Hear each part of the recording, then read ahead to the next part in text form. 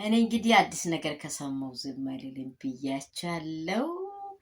ሩትዬና ደስታዬ በአዲስ ነገር መጥተዋል።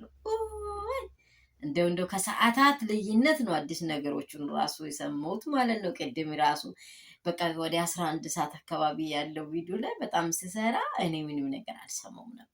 አይታችኋል። መዳም ቅመሞች ሀሳባችን ወደዛ ስለሚሄድ ወደዚህ ስለምንሆን እንግዲህ ሀሳባችን ብዙ ስፍራ ስለሚሆን ያን ሀሳቡን በቃ ያን አዲሱን ነገር ቀንጨብ አላደረኩም ነበረ። አሁን ጆሮዬ ላይ ዱብ አላለም። በሚገርምና በሚደንቅ አዲስ ነገር ነው የመጡት። እሱም በምንጠብቀው ፈታ ባለው ነገር በቃ ፈታ ባለው ነገር በቃ እውነት ምንድን ነው እኔ እንጃ። በሩትዬና በደስታዬ ዙሪያ ላይ በብዙ መንገድ እየተቻችሁ እያወራችሁ ያላችሁ ሰዎች በእርግጥ አይ ቲንክ የሰው ልጅ ፍቺን ይፈልጋል አይደለም።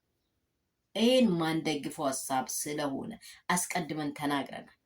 ሩትዬም ጊዜ ጠብቃ ጊዜ ሰታ ቆይተዋለች። ግን ነገሮቹ እየባሱባት ሲሄዱ ነው ወደ ውሳኔው የገባችው።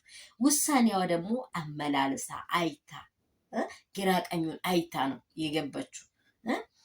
ምክንያቱ ምንድን ነው? ግራ ቀኝ ካላያችሁ ነገሮችን ወዲያው ከወሰናችሁ ይጥለኛል፣ ይሄ ነገር ወዴት ሊወስደኝ ነው፣ በኋላ ያበዛኛል ብላ አስባባት ወደ ግራም ወደ ቀኝም አየችና መጣች ማለት ነው።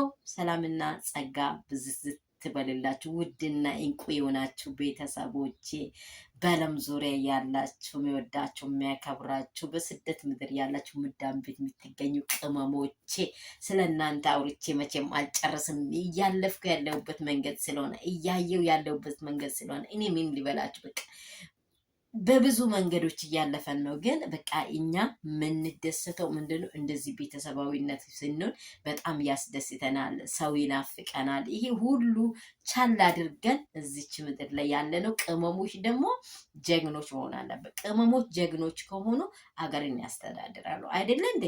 ነው እንጂ ስለዚህ ጀግና ሴትን ነው እያስሞገሰን፣ ጀግና ሴትን ነው ሞራሏ በቃ በጣም ከፍ ያለ ለሁሉ ተፈላጊ የሆነች ማንም ያያት ሁሉ እንዲወዳት ያደረገው ምንድነው? ስብዕና ነው።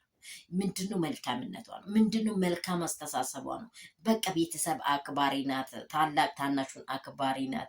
እንግዲህ በቃ ባለፈችው መንገዳት ሁሉ ስናየው ፋሚሊዎቹ እንዴት እንደሚሆኑ ጠብር ግፍ እያሉ ሩታዬ እያሉ እየፈለጓት ያለውን ነገር ሁላችን አይተናል። አሁን ደግሞ ድንቅና እንቁ የሆነ ደስታዬን ይዛ ወርቅና ውብ የሆነ አዲስ ነገር ይዛ መታለች። እሱም ደግሞ ሊደረግ ነው። ከሀገር ውጪ እየመጡ ነው ብያችኋለሁ። ሎስ አንጀለስ ወይስ ዱባይ ብያለሁ። ምርጫችሁ ወዴት ነው?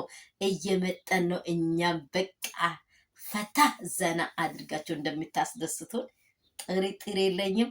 ሩታዬ አብርሽዬ በቃ አብርሽዬ አትጠራም አይደለም፣ ትጠራለች። መቼም አትቀርም። ለምን ሉሌና ሩታዬ አብርሽዬ ደማቸው አንድ ስለሆነ ምክንያቱም የምትጠሩት በዛ ምክንያት ነው።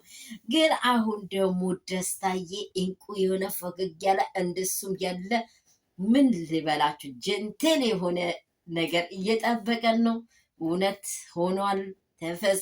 ተፈጸመ እያላችሁ ሻበሉት፣ በቃ ባበሉት።